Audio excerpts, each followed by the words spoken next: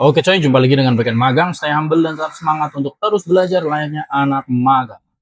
Dan seperti biasa ya, sebelumnya saya ucapin terima kasih terlebih dahulu buat semua teman-teman yang udah support Bagian Magang sejauh ini dengan subscribe, like, dan share.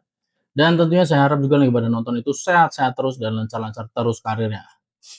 Ya ini lagi musim pilek ya guys, ya mulai agak pilek nih. Oke lah, jadi apa ya, kali ini tuh saya bakal bahas tentang, computational thinking ya, gampangannya gitu, atau berpikir secara kayak komputer, simpelnya kayak gitulah ya. Jadi, banyak kan orang tuh pengen, apa ya, kayak pengen bisa ngoding gitu kan, terus juga banyak malah mulai orang tua pengen anaknya bisa ngoding gitu kan, biar siap masa depan gitu kan. Terus juga, ya mulai banyak lah orang kayak, coba switch karir gitu kan, ikut-ikut bootcamp gitu. Nah, di sini yang bakal kita bahas adalah, ya banyak tadi orang yang pengen belajar, tapi akhirnya banyak juga orang yang gagal gitu dalam mempelajari coding gitu kan. Dan itu tuh sebenarnya bukan karena codingnya sulit gitu, tapi karena cara berpikirnya aja yang mungkin belum benar. Nah, itu sih seperti itu. Jadi kebanyakan tuh terlalu fokus belajar jari gitu, bukan mempelajari gimana cara mikirnya dulu gitu, lupa ngajarin otaknya, gampangannya sih seperti itu. Jadi, ya, apa ya, kayak realita hari ini, itu bahkan banyak orang misalnya udah ikut bootcamp, tapi akhirnya drop out gitu kan, cabut gitu kan. Terus juga, apa ya, saya lihat tuh banyak orang tua mulai, ngeles-ngelesin anaknya coding gitu kan, tapi akhirnya malah, anaknya nggak suka, stres itu, susah berasanya gitu kan. Terus juga, apa ya, banyak yang udah ngikutin pelajaran coding gitu kan, tapi ya cuma bisa ngetik kode aja gitu, bahkan mereka nggak tahu, problem apa yang udah diselesain dari situ. Nah, seperti itu. Jadi intinya sih, sebenarnya belajar ngoding itu nggak sekedar kita belajar ngetik kode, nggak seperti itu doang gitu kan, tapi gimana kita bisa berpikir secara seorang problem solver, intinya sih seperti itu. Jadi, kayak apa pembahasannya biar gak banyak cincong, kita langsung aja let's get it on. Please like, share, comment, and subscribe.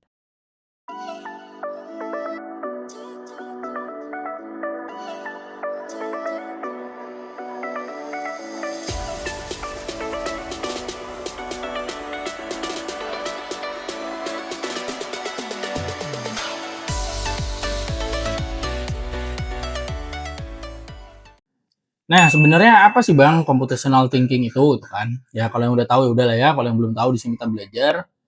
Jadi kalau saya tarik cepetnya dulu, kayak coding itu bisa aja kita pelajarin dalam waktu singkat gitu, 2 3 bulan tuh selesai bisa. Tapi, computational thinking itu tuh modal seumur hidupnya gitu. Kayak saya dengan ya 10 tahun lebih berkarir gitu kan, ya computational thinking ini yang ngebawa saya sampai sejauh ini, gampangnya gitu. Nah, kalau kita kembali apa sih tadi gitu kan, ya gampangnya computational thinking itu ya cara kita berpikir seperti komputer gitu aja gampangannya, tapi dilakukan sama manusia. Nah, bedanya cuma di situ gitu kan. Tujuannya apa?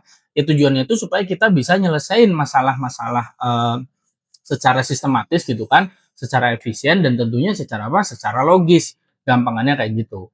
Nah, dalam, computational thinking itu ada 4 pilar utama, yaitu pertama adalah decomposition, habis decomposition itu ada, pattern recognition, habis pattern recognition itu ada, abstraction, habis itu ada algorithm design atau desain algoritma. Gampangannya seperti itu. Nah, sih yang bakal kita breakdown satu persatu. Nah, kita masuk yang pertama itu tadi adalah decomposition atau kita pecah masalah jadi bagian-bagian yang lebih kecil. Apa ya, bahasa kerennya itu kita breakdown dulu lah kayak gitu. Jadi kebanyakan tuh gini ya, kayak misalnya orang tuh banyak banget yang langsung panik ketika ada masalah yang cukup gede gitu kan. Padahal, ya rahasianya tuh simpel gitu, kita pecah dulu aja masalahnya jadi bagian-bagian yang kecil. Jadi kita breakdown dulu gitu kan. Kayak misalnya gini, misalnya kita orang yang, apa namanya itu, kerja gitu, terus, udah jam waktunya udah sibuk gitu kan, terus kita, apa ya, kayak misalnya pengen masak makanan gitu, harus bikin makanan rumahan biar sehat gitu. Nah, kalau dipikir sekaligus itu bisa ribet gitu kan.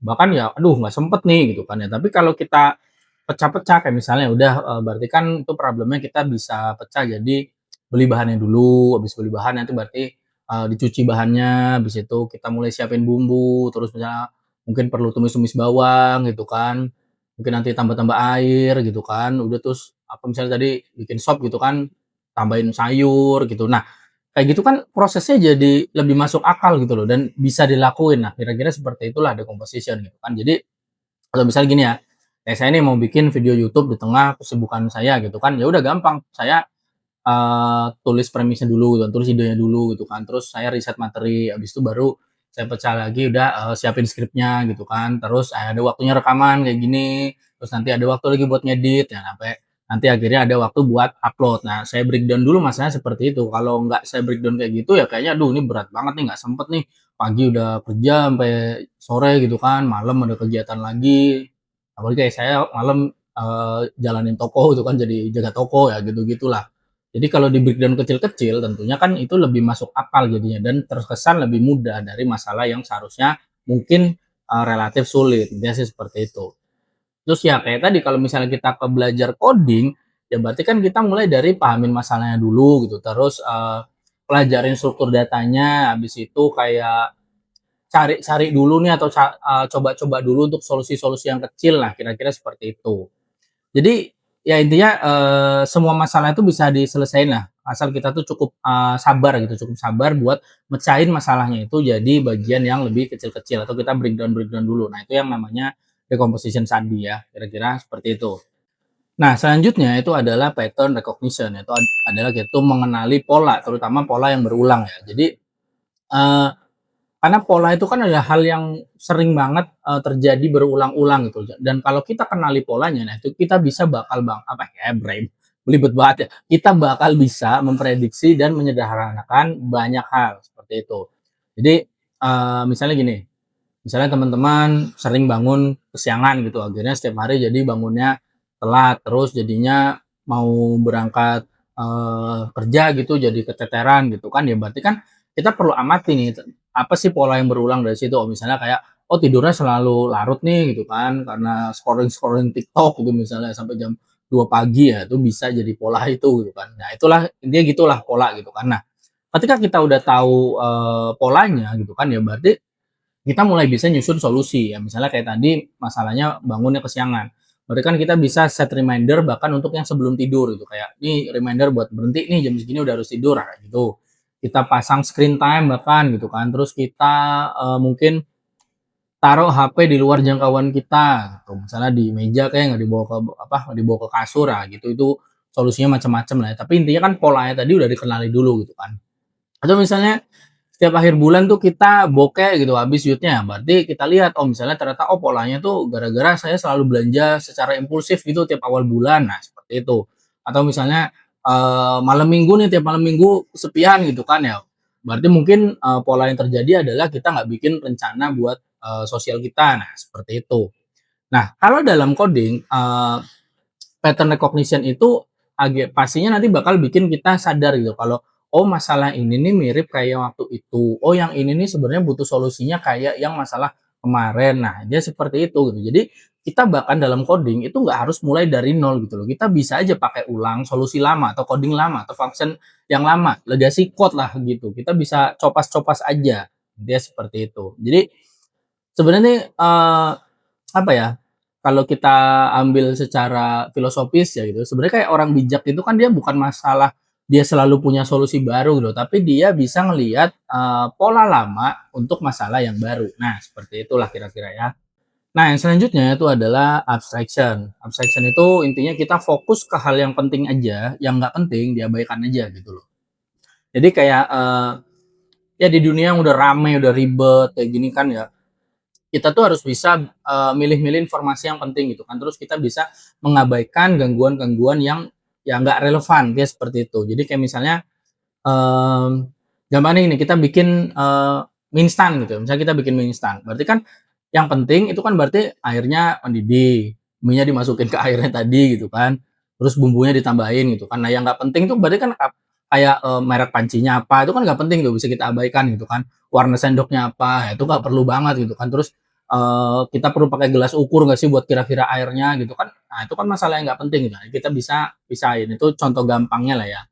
Nah, apa ya, istilah tuh abstraction itu kayak kita tuh ngerti apa yang boleh disederhanain supaya solusinya itu bakal jadi lebih efisien, intinya seperti itu. Atau misalnya gini, kita cari rumah gitu, mau beli rumah gitu kan. Misalkan yang penting itu buat kita misalnya ini yang penting tadi kalau cari rumah ini tentunya relatif ya, tapi kalau dalam coding tentunya pasti ada suatu hal yang sama. Tapi kita ambil contoh yang gampang aja lah, misalnya kita beli rumah gitu kan, berarti yang penting kan misalnya lokasi, terus harganya, terus kondisi bangunannya gitu kan. Yang nggak penting kan ya kita nggak perlu mikirin warna temboknya, karena tembok bisa kita cat lagi gitu. Nah kayak gitu-gitulah.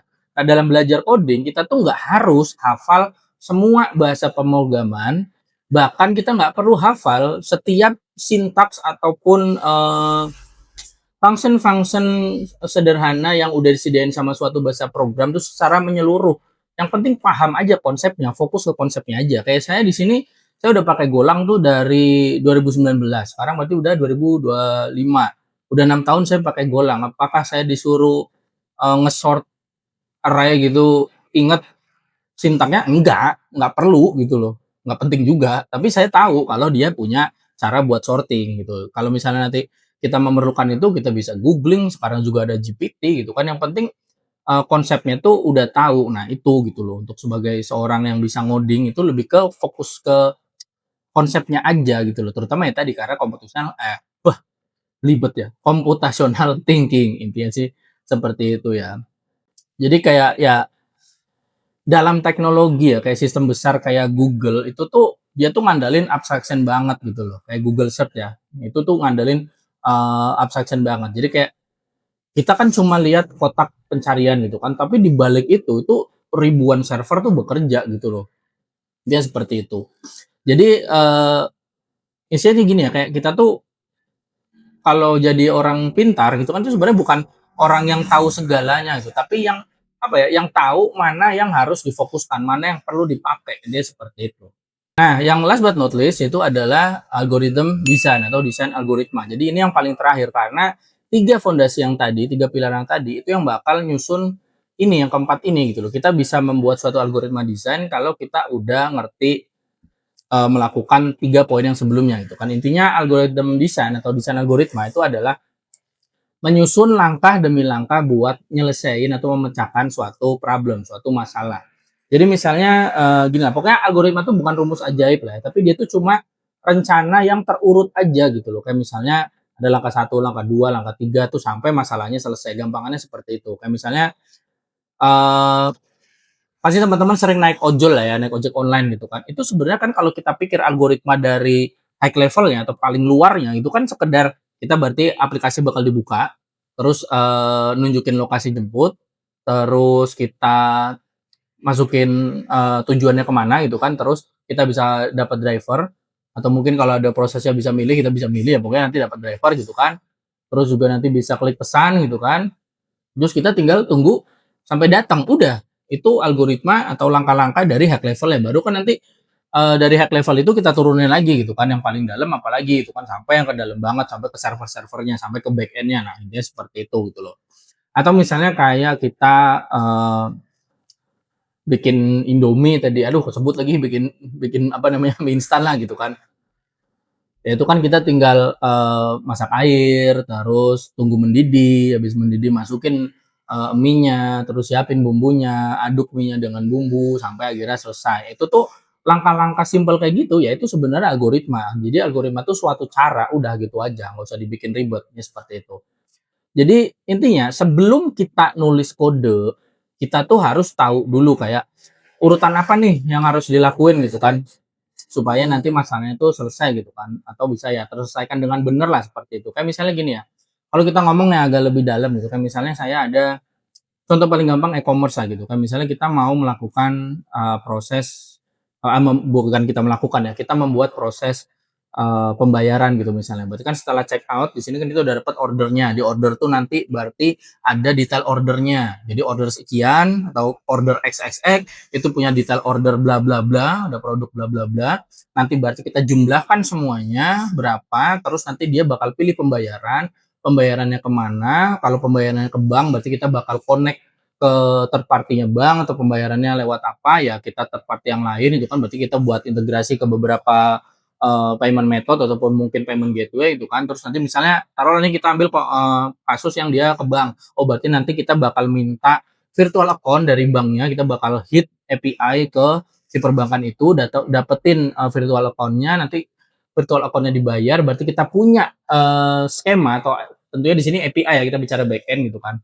Nanti API kita tuh bakal di-hit balik sama si banknya itu kalau virtual account-nya udah dibayar, jadi kita ada notify dari sana gitu kan, nah baru nanti prosesnya sampai akhirnya order itu statusnya berubah dari waiting for payment jadi udah terbayar. Nah, seperti itu.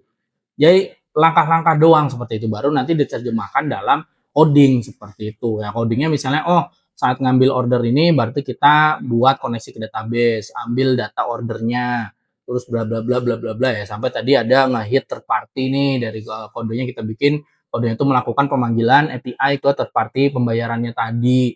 Terus ada kita buat suatu kode untuk nerima balikan notify dari pembayarannya seperti itu. Sampai nanti kalau itu pembayaran kita terima notify-nya berarti order tadi kita rubah statusnya ke database. Berarti kita melakukan manipulasi data lagi ke database supaya datanya yang tadinya waiting for payment berubah. Nah, itu kan baru tuh langkah-langkah lebih agak sedikit lebih dalam lagi baru nanti benar-benar diterjemahkan ke dalam suatu kode dengan bahasa programnya. Nah, berarti seperti itu ya.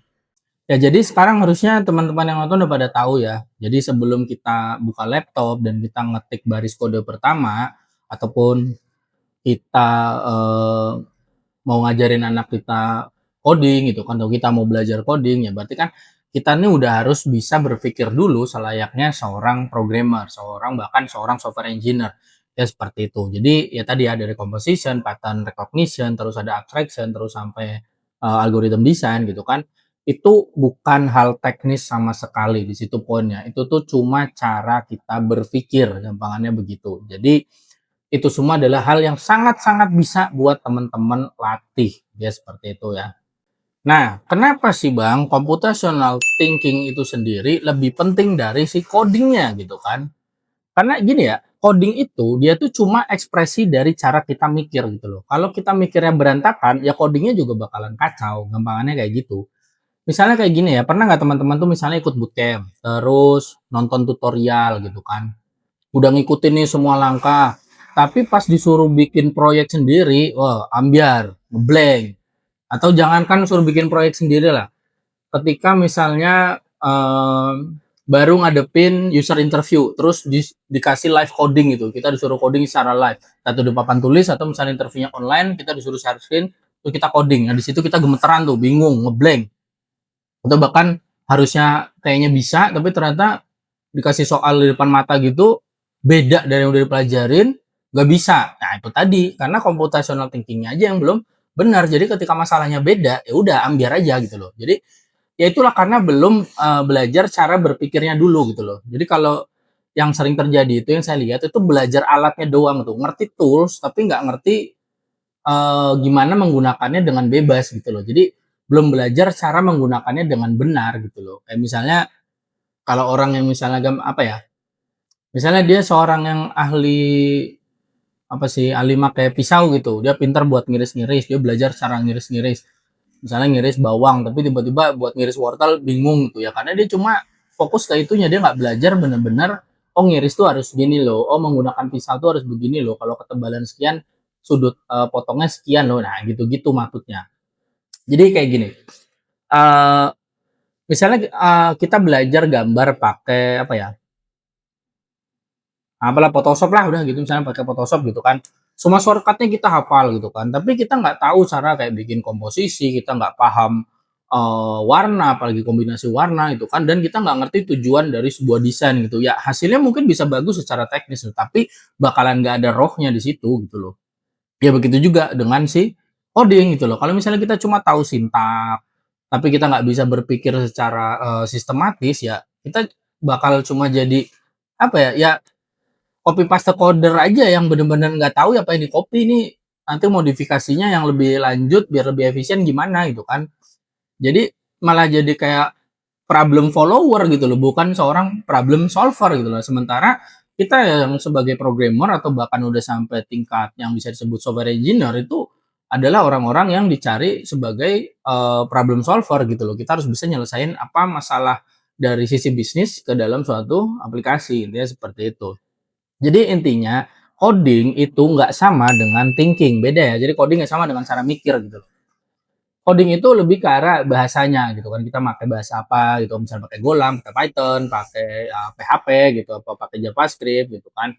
Nah, kalau computational thinking itu ya tadi cara mikirnya gitu kan. Jadi kalau misalnya kita langsung belajar suatu bahasa program gitu tanpa tahu cara berpikirnya dulu ya kita bakal stuck gitu loh. Setiap kali problemnya sedikit berbeda aja itu udah bakal stuck. Terus ya bisa aja malah sampai panik gitu. Misalnya kita udahlah nggak tahu cara mikirnya, nggak tahu nih harusnya solusinya gimana, celahnya gimana, udah langsung nyari aja di Stack Overflow misalnya gitu kan.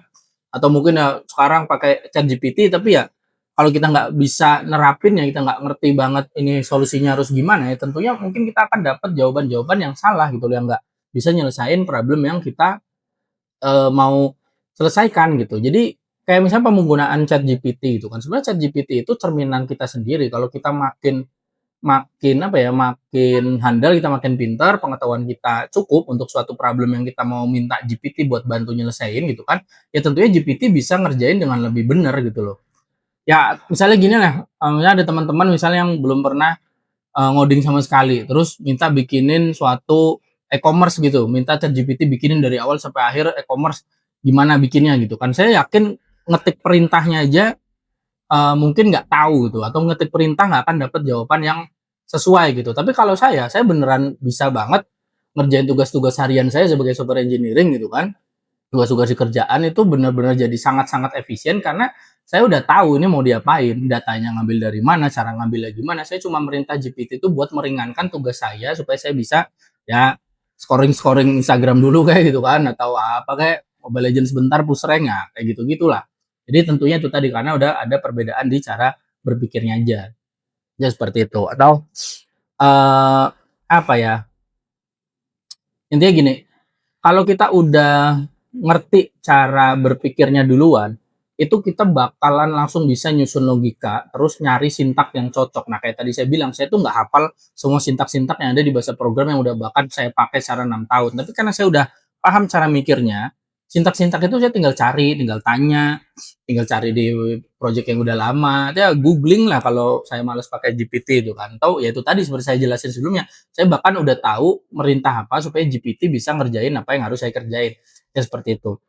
Dan yang tentunya jadinya nggak takut buat ngadepin masalah yang baru gitu, karena kita udah tahu gitu loh. Jadi kayak misalnya, oke, oh yang ini berarti kita bisa pecah dulu ke sini, oh ini polanya gini nih, ini yang penting bagian ini nih gitu kan, terus ini urutannya harusnya begini begini begini. Nah, jadi gitu, kita bahkan udah bisa nyusun algoritmanya gitu loh. Itu baru nanti sampai ke desain algoritma itu baru kita ekspresikan dalam coding. Kalau teman-teman udah terbiasa hal itu semua mulai dari 4 poin pilar tadi itu tuh udah ada di kepalanya nanti gitu loh. Kayak saya udah nggak pernah nulis pseudocode lagi tuh. Jadi kalau misalnya tahap orang belajar coding benar-benar dari awal tuh biasanya dari logikanya dulu tadi yang saya bilang ya, computational thinking, baru nanti sampai akhirnya tuh nulis pseudocode. Pseudocode tuh kayak kita nulis pakai bahasa yang gampang dicerna lah gitu kan. Jadi kita nulis pakai bahasa manusia aja kayak misalnya oh kalau ini hasilnya ini, jika ini maka ini, ulang prosesnya sekian sampai sekian. Nah, itu kan bahasa yang masih bisa dicerna manusia. Nah, kalau udah seperti itu baru kita terjemahkan ke dalam bahasa program sesuai bahasa program yang dipakai, misalnya pakai C, pakai Java, pakai Golang kayak saya gitu kan. Nah, kalau teman-teman udah melatih itu semua ya bahkan udah nggak perlu nulis pseudocode lagi, semua itu udah secara langsung terproses dalam kepala sadar nggak sadar gitu loh. Nah, itu bedanya ketika computational thinking kita udah benar ya seperti itu. Jadi misalnya gini ya, kayak kasus pakai GPT tadi ya, misalnya kita tanpa memiliki computational thinking yang benar gitu kan. Ada masalah, kita buka ChatGPT, kita copy solusi, jalan syukur, error, panik. Nah, kayak gitu tuh misalnya nerapin ke coding langsung ya itu kan. Tapi kalau kita udah punya computational thinking yang benar, berarti kan masalah muncul, kita pahamin, terus misalnya kayak oh ini masalahnya apa sih? Ini masalah input kah? Ini masalah flow kah? Atau ini masalah edge cases kah gitu kan? Nah, di situ baru kita nanti tes ide secara bertahap. Nah, baru nih ide itu udah ada, taruh ke ChatGPT, jadi udah tahu nih ChatGPT yang ini idenya begini ya, berarti nanti harus begini begini begini begini. Nanti begini saya ingin hasilnya supaya seperti ini. Nah, itu nanti tuh gampang GPT ya balikan ke kita tuh kode yang udah benar gitu loh. Ataupun misalnya kita nggak pakai ChatGPT ya itu tadi kita udah tahu masalahnya apa, runtutannya gimana, algoritmanya bakal seperti apa, nah baru kita translate-kan atau kita ekspresikan dalam kode. Intinya seperti itu. Jadi ya, eee, apa ya, kita tuh emang ya bisa, kita belajar coding tanpa computational thinking tuh bisa, tapi akhirnya kita cuma bisa ikut-ikutan, ya seperti itu. Tapi kalau misalnya kita kuasain dulu computational thinking-nya, berarti kalau seperti itu, walaupun kita belum bisa coding sekalipun, kita udah jadi problem solver yang sejati. Dan nanti gimana nerjemahinnya ke coding, itu kita tinggal googling, kita tinggal chat GPT, atau kita tinggal ya belajar aja. Karena belajar coding itu nggak lama sebenarnya. Dan di dunia modern, apapun profesi kita, ya mau kayak misalnya guru, seorang business owner gitu kan, seorang content creator, seorang bahkan sekedar data entry gitu kan, itu perlu banget punya yang namanya kemampuan menyelesaikan masalah pakai logika gitu. Jadi ya logika itu tadi adalah ya hal yang berharga lah seperti itu. Jadi ya gini ya, kita ini udah di zaman dimana yang setahu saya anak-anak itu udah mulai diajarin coding kalau nggak salah sejak SMP gitu. Tapi ya tanpa computational thinking, ya mungkin nanti mereka bisa jadi penulis kode aja gitu loh, penulis perintah aja, penulis komen aja itu, bukan pemikirnya gitu loh. Jadi padahal ya coding itu nggak serta merta semudah soal komputer doang gitu loh. Jadi coding itu ya seperti saya bilang tadi ya, hanya ekspresi. Jadi coding itu adalah cara kita mengkomunikasikan solusi kita secara logis lewat bahasa komputer supaya sistem yang kita buat itu bisa mecahin masalah yang kita pengen. Gampangannya seperti itu. Nah, kalau di kehidupan nyata gimana tuh Bang? Bisa nggak sih kita yang mecahin masalah di kehidupan nyata bahkan tanpa kode sekalipun tapi dengan computational thinking? Ya bisa. Apa ya, misalnya kita ya kayak tadi kan itu saya udah jelasin kayak bikin Indomie lah, bikin mie instan tuh kayak gimana gitu kan ya. Misalnya gini, yang agak lebih ribet misalnya ada event ulang tahun gitu, teman-teman harus bikin acara ulang tahun. Berarti kan kita bisa decomposition dulu nih, kita breakdown. Kita decomposition, berarti kita mulai dari undang tamunya gitu kan, beli makanannya, nyiapin catering gitu kan, terus kita siapin kue utamanya gitu kan, terus baru kita siapin dekorasinya, misalnya seperti itu. Nah, terus ke pattern recognition atau ada pola-pola tadi. Berarti kan acara keluarga ini harusnya selalu rame gitu kan ya, berarti butuh nih makanan yang agak berat, nah misalnya gitu. Atau ternyata kalau dilihat dari pola-polanya, oh ini beberapa tante-tante ini sukanya ngemil-ngemil, berarti kita bisa arahin nanti pembelian makanan ke arah sana gitu kan.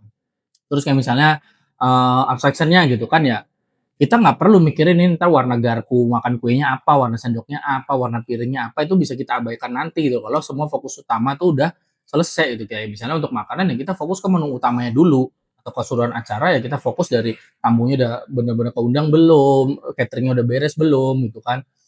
Kue utamanya gimana, udah dipesan atau belum, persiapannya sampai mana ya, sampai dekorasi udah apa belum, baru nanti setelah itu mungkin, oh kayaknya warna sendoknya perlu disesuaiin deh sama dekorasi, nah, itu bisa jadi, tapi ya itu tadi, itu dalam abstraction, kita pisahin dulu yang nggak penting gitu kan.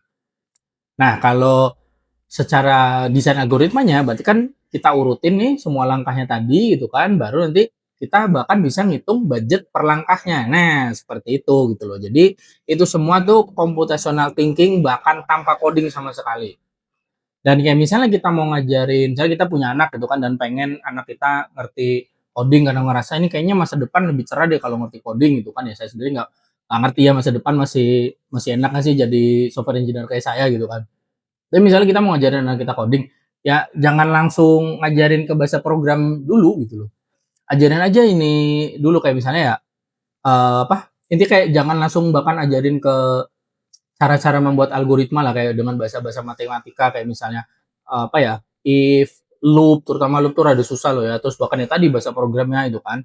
Jadi ajarin dulu cara mecahin masalahnya itu kan. Terus kita coba tes dulu kayak kasih teka-teki logika gitu kan. Terus ajak mereka berpikir dulu tuh gimana nih kayak misalnya tadi ya masalah bangun kesiangan bisa aja tuh jadi cara gimana nih cara bangun tepat waktu, apa nih langkah-langkah yang bisa kita lakukan buat bangun tepat waktu gitu kan. Terus juga eh, kita ajarin kayak misalnya bikin susu gitu atau bikin makanan, itu kita kita ajak yuk kita breakdown yuk gimana sih sebenarnya cara bikin segelas susu nih supaya sampai tersaji, atau nasi goreng tuh gimana sih cara masaknya gitu kan. Itu kita biasain untuk nulis dulu nih langkahnya seperti apa kayak gitu. Jadi anak yang jago mikir itu nanti ya gampang banget belajar codingnya gitu loh. Tapi kalau emang cuma langsung dikasih bahasa program, bahkan dia mungkin jago ngetik kodenya, tahu sintak-sintaknya, hafal, tapi ya belum tentu nanti dia bisa mikir, belum tentu dia bisa jadi problem solver. Karena gini, dalam karir sebagai software engineer, kayak saya kan software engineer gitu ya, itu gini, kalau kayak programmer, kamu anak SMA bikin program kecil tuh udah bisa disebut sebagai programmer gitu loh. Tapi nanti meningkat gitu kan, misalnya kayak jadi software developer gitu kan. Software developer tuh biasanya kayak kerja based on project, kita ngembangin suatu uh, aplikasi yang dipengenin klien, selesai gitu. Tapi yang namanya naik lagi nanti ke arah software engineer, itu tuh di situ kita riset, kita ngelakuin pengujian gitu kan, kita ngembangin aplikasi ini terus-terusan karena aplikasi ini ya gampang ini kayak e-commerce yang toko hijau lah misalnya. Itu kan dari simple sampai akhirnya ribet kayak sekarang, berkembang, berkembang, bertumbuh terus prosesnya gitu loh. Dari mungkin usernya sekian yang berarti request per detiknya tuh masih sedikit sampai akhirnya request per detiknya tuh bisa tinggi banget. Ya, itu kan berarti dari sisi programnya sendiri, bahkan dari sisi servisnya atau bahkan nanti sampai ke servernya itu berkembang jauh gitu loh. Nah, di situ kita udah bukan lagi sekedar ngoding. Software engineer yang bisa apa ya, bertahan di dunia seperti itu udah sampai ke arah sistem desain. Jadi itu udah lebih dari algoritma ngebuat coding. Kita gimana caranya suatu eh, sistem kita ini bisa handle banyak request tadi gitu. Kayak misalnya gini lah ya. Kalau misalnya ya ini kayak toko hijau tadi, gambaran toko hijau itu kan. Ini ada kita punya halaman produk. Halaman produk ini sering diakses misalnya. Kayak kita ambil contoh gitu lah ya, gampang sering diakses. Sering diakses jadinya yang akses banyak, gimana nih biar latensinya rendah. Latensi itu maksudnya biar nggak delay-nya nggak terlalu eh, gede gitu loh, jadi bisa cepat gitu kan. Dari situ kan kita mikir gimana ya, apakah emang perlu dari database-nya kita optimalkan, atau misalnya dari codingnya yang kita optimalkan, atau misalnya oh ini ternyata udah dioptimalkan semua, gimana ya, oke berarti sini kita mungkin kita pakai caching, berarti nanti dari client side, dari front end, dari aplikasi yang paling depan yang muncul di layar user gitu kan, dia melakukan pemanggilan ke back end, nanti di back end itu bakal ngecek data ada di caching atau enggak. Kalau data ada di caching berarti dia bisa langsung balikin, berarti dia akan potong proses ke database utama. Tapi kalau nggak ada baru dia ngambil ke database utama, dari database utama baru data disimpan dalam cache. Jadi nanti ketika ada request yang sama datang dia akan ke cache-nya. Nah, itu kan udah masuk dalam suatu sistem desain. Itu udah bukan tentang coding lagi. Nah, seperti itu. Jadi kenapa saya bilang tadi coding itu gampang banget dikuasai dalam 2 sampai 3 bulan asal kita serius aja. Dan apa ya, nggak perlu dihafalin sama sekali gitu loh. Nyontek Google tuh nggak ada yang salah gitu kan. Atau misalnya minta chat GPT nggak salah juga. Tapi computational thinking-nya tadi atau kita bergerak sebagai problem solver itu yang jadi modal seumur hidupnya. Kira-kira seperti itu ya. Nah, mungkin nggak sih Bang kita melatih computational thinking? Ya mungkin banget. Itu sangat-sangat bisa dilakukan. Kayak misalnya kita bisa latihan ya tadi ya bikin flow proses dari kegiatan hariannya kita itu kan, kayak misalnya nyetrika baju tuh gimana sih prosesnya, arah apa alur prosesnya gimana, atau misalnya kita beli tiket bioskop secara online tuh gimana sih caranya, urutan langkahnya apa sih gitu kan. Terus ya kita bisa juga kayak main game-game logika kayak misalnya sudoku, main teka-teki itu kan, main puzzle atau main catur gitu tuh bisa banget buat ngelatih logik gitu kan. Terus eh ya tadi ya, ini yang paling penting banget kita latih bikin urutan langkah gitu deh. Jadi apa ya, untuk hal apapun lah, bahkan ya tadi sesederhana langkah bikin mie instan, langkah untuk bangun lebih pagi, langkah untuk kita mau ngonten gitu. Nah gitu-gitu, itu penting banget membiasakan membuat suatu urutan langkah dari suatu proses itu penting banget. Terus ya kita perlu juga kayak refleksi, kita tanya ke diri sendiri itu kan, eee, masalah ini nih bisa diselesain pakai langkah apa aja ya? Nah, kayak gitu-gitu tuh, itu penting. Jadi dengan seperti itu bahkan kita nggak perlu laptop, kita nggak perlu gadget, nggak perlu internet gitu kan, bahkan ya kita nggak perlu belajar coding dulu. Kita cukup melatih otak kita berpikir seperti selayaknya sistem, gampangnya seperti itu ya. Ya, jadi kira-kira intinya jangan buru-buru belajar coding, sabar, latih dulu computational thinking-nya, jangan buru-buru ikut bootcamp gitu kan, jangan buru-buru misalnya punya anak, pengen anaknya jago di dunia IT gitu ya, jangan buru-buru suruh belajar bahasa program gitu. Latih dulu tadi ya computational thinking-nya gitu kan. Jadi apa ya, intinya bangun dulu fondasi berpikirnya. Seperti saya bilang tadi, ngoding itu bisa banget dikuasai dalam 3 bulan. Tapi cara berpikirnya yang computational thinking tadi, ataupun ya gampangannya cara berpikir yang benernya itu yang jadi bekal seumur hidup, bahkan ketika nanti benar-benar berkarir di dunia IT seperti itu. Dan ya apa ya, intinya gini ya, teman-teman boleh nih kita curhat-curhat di komentar gitu kan, kayak apa sih, aktivitas hariannya yang misalnya coba dipecah jadi suatu algoritma gitu kan. Ya bolehlah curhat-curhat gitu, nanti tentunya saya jawab gitu kan. Jadi ya kira-kira sih gitu aja ya. Insya Allah ini bermanfaat buat teman-teman semua. Dan pokoknya support terus Beken Magang, karena support dari teman-teman dengan subscribe, like, dan share tentunya bikin Beken Magang makin semangat buat berbagi pengalaman kerjanya dengan video-video seperti ini ataupun dengan e-book yang saya tulis. Ini e-book tuh soalnya kayak ibu ya, e-book ya, e-book gitu. Ya kira-kira gitu aja dari saya ya. Sekali lagi terima kasih. Sekian, salam Beken Magang.